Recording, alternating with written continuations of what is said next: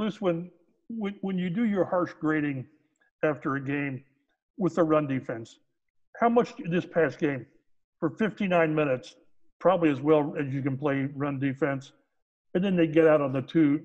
Do you put much more weight on the 59 minutes, or did the two plays gnaw at you? Well, yes to both questions. The run defense is something that you look at in detail on every snap. And it's about each guy playing their assignment, 11 players executing at one time, and then guys staying alive. A lot of times, sometimes it's not perfect. And a lot of times it's guys playing with violent technique and then being able to stay alive in a play to come off a block. And when we do turn the ball back and make those plays. So it's unfortunate on the last one, we lost leverage, which we take pride ourselves in of keeping the cup. And we wish we could have that one back, but we can't. So just one play at a time and focus on the fundamentals and technique, and then guys just playing violent technique. Considering the situation, was it 59 minutes about as well as you can play run defense?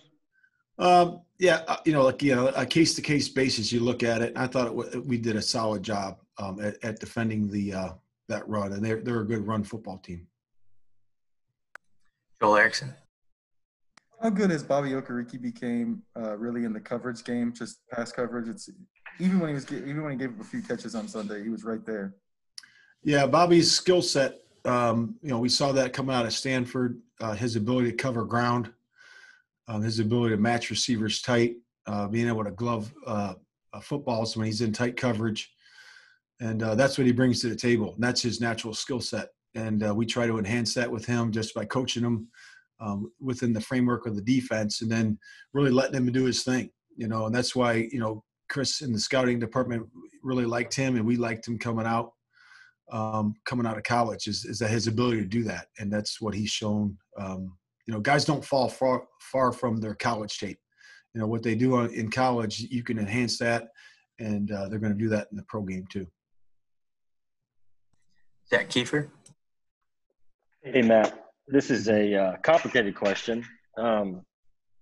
Where's your pass rush at right now? And I don't mean like it's not there, but where do you feel it is at this point in the season, and why?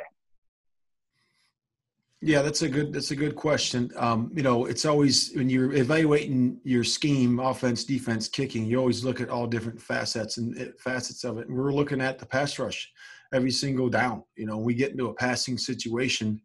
We played some mobile quarterbacks. 3 of them that have the ability to, extend the down, and we have to do a better job of keeping those guys in the well when we do have good coverage and tight coverage, with the ability not to scramble and not to extend plays and then throw the ball down the field when the coverage breaks down because of the extension of the play.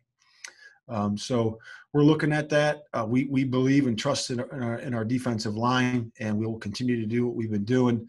We just got to do it better. We got to continue to work on keeping the outside rush lane on the right, the inside rush lane on the right, and so forth on the left. So, and there's multiple ways of doing that. You can do it by games. You can do it by straight rush. You can do it by putting people in different spots.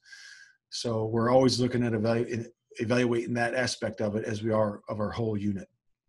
Is that bothering you? The Darnold play where he made the run out of the pocket, and there were a couple from Mayfield on Sunday. Those are 3 or 4 sacks, right? It could be more.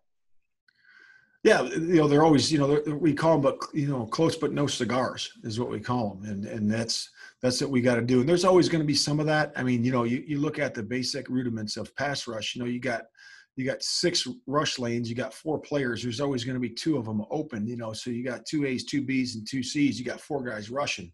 So how do you cover up those gaps? Well, you cover them up through games. You cover them up through smart rush. You cover them up through rush lanes and level rush. But 2 or 3 guys in each player are going to have one-on-ones. Those guys got to win the one-on-ones, and it's not going to happen every time. That's just the reality of it. They're going to take a good pass set.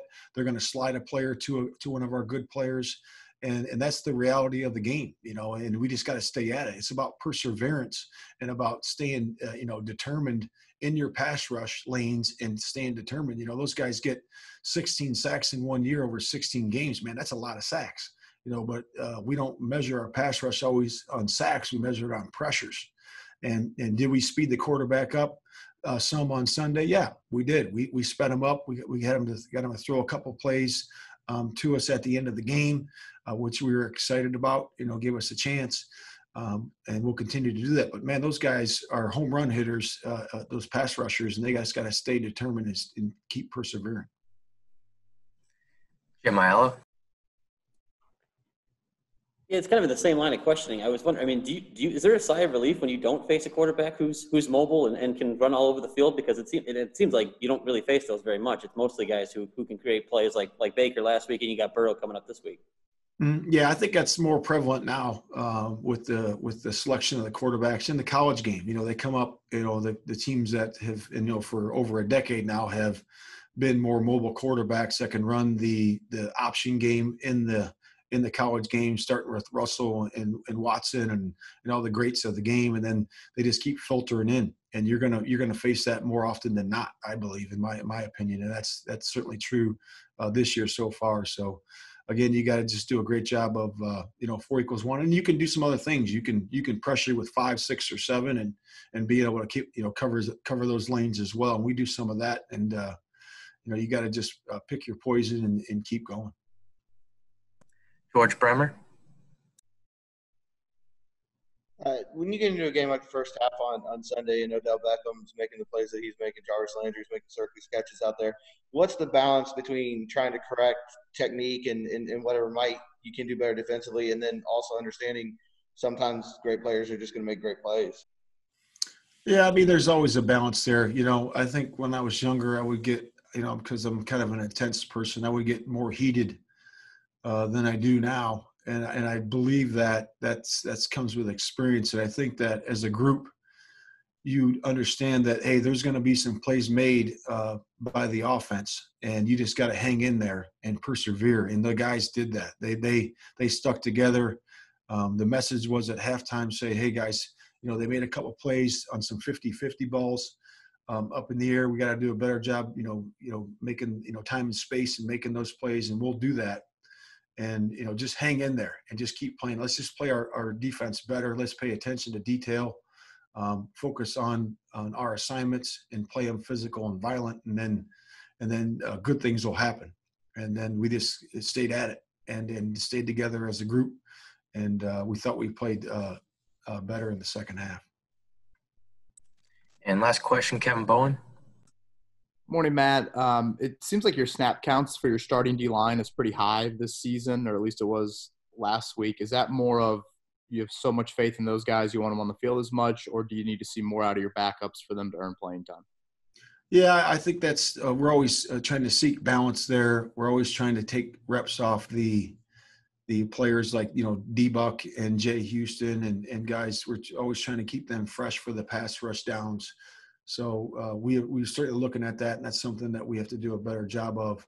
But we have faith in all of our players, all the 8 D linemen that are up, and those guys that are expected to play. It could be 8 plays, it could be 25 plays, and that's all relative to practice. And sometimes the rotation as you get going doesn't quite come out the way we had planned it, and we have to be mindful of that in a week-to-week basis and do good in terms of rep counts. But we always look at that.